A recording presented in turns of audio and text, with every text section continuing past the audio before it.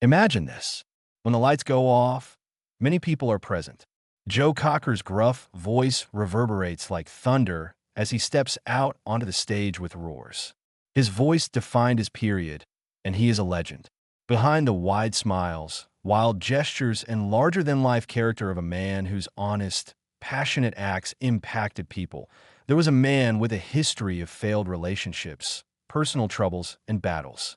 With allegations that present a far more nuanced and sinister image of the rock icon, Stainton Cocker's longtime friend and collaborator has finally spoken up today. There was more to Cocker's life than merely his musical achievements. It was also a confused muddle of betrayal, drug misuse, conflicts, and scandals. Stainton's statements have exposed the man behind the legend, a man plagued by his desire for fame and troubled by his own issues. This is Joe Cocker's untold tale, presented in a style as unvarnished, untidy, and raw as the blues he sang. Stainton was more than a bandmate. He was there from the beginning, sharing Cocker's highs and lows. There was no denying their chemistry as artists. But as time passed, crack began to emerge.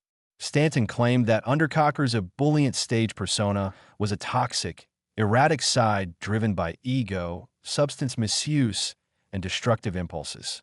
The mutual respect that had been the foundation of their relationship began to erode due to Cocker's insane actions.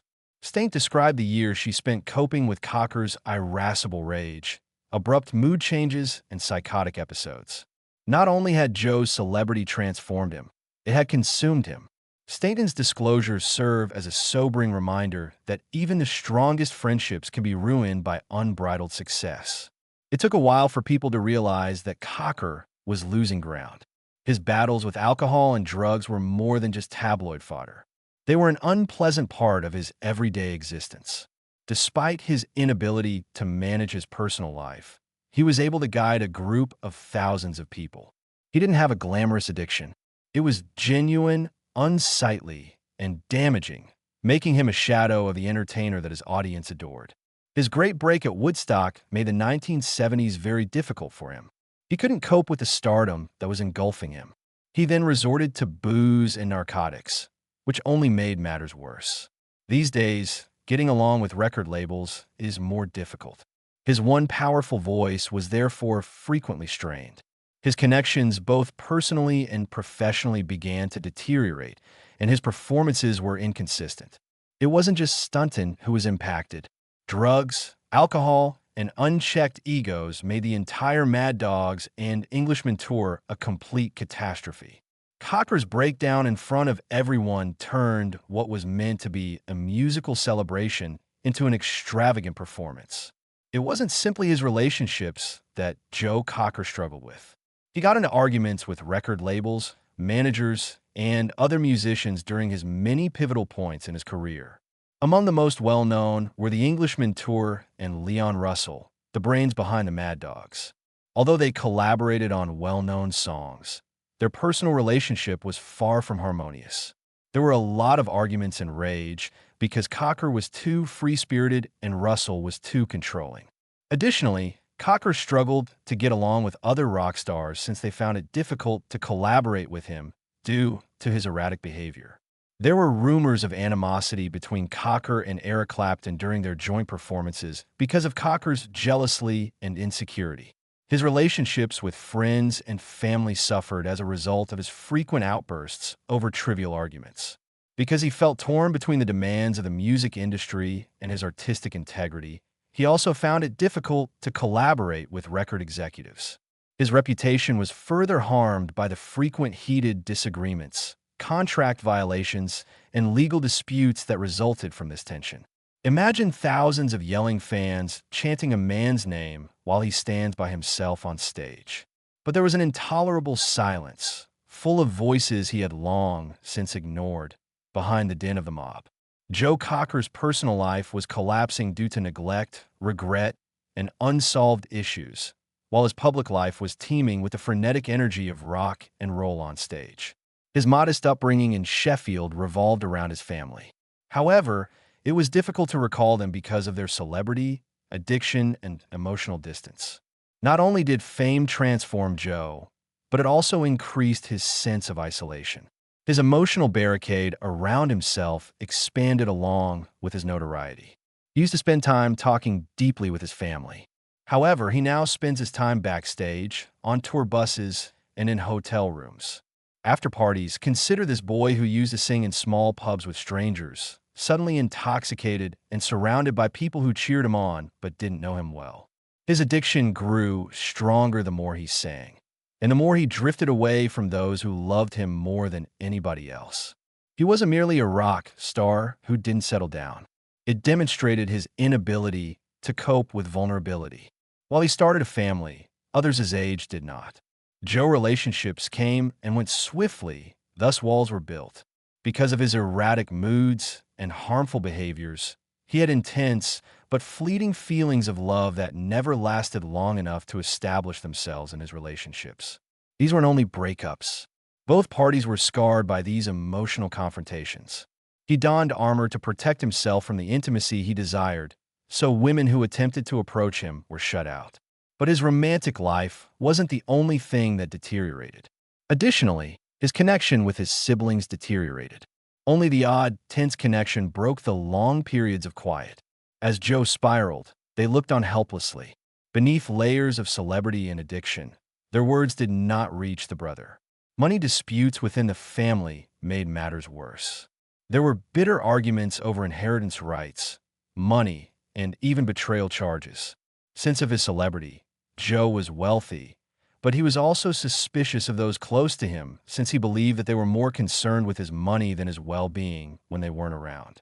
He endured years of emotional neglect. His childhood cuddlers now struggled to even receive a phone call. There were no visits throughout the holidays.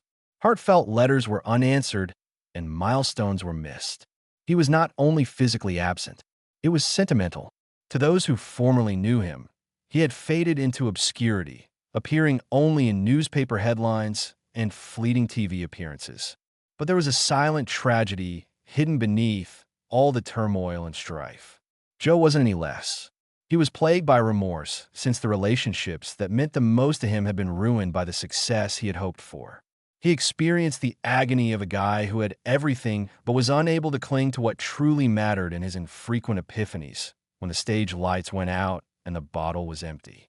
His family finally withdrew after growing weary of the emotional roller coaster. As they watched his life unravel like a slow-motion car catastrophe, they couldn't halt. They loved him from a distance. And Joe couldn't see until it was too late because he was ensnared in the crushing grip of fame. The echoes of those tense connections remained, a silent chorus of what might have been Cocker's self-destructive behavior, even after the masses had left for home. His negative behaviors were evident in both his personal and professional lives. Once hailed as raw and impassioned, his weak theatrical presence was increasingly erratic and disorganized. He would slur his words, stagger on stage, or require assistance after fainting from booze or weariness. He was arrested for assault and drug possession following a pub roll in one well-known incident. The media went berserk and portrayed Cocker as a reckless, unruly individual. His reputation was irreparably damaged, even though the charges against him were ultimately withdrawn. Because promoters were hesitant to sign an artist who was as likely to cancel a gig as he was to perform, his career suffered. His stars began to fade beneath the weight of his own issues, and fans who formerly looked up to him began to see the cracks. Cocker found himself increasingly isolated as the years passed.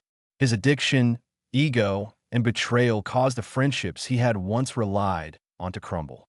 One of the few constants in his life, his relationship with Patricia Stewart, was also strained to its limit. He was reported to have given his actions a lot of thought and felt terrible about them in his later years. Cocker struggled to reconcile the idealistic musician he had been with the man he had grown into.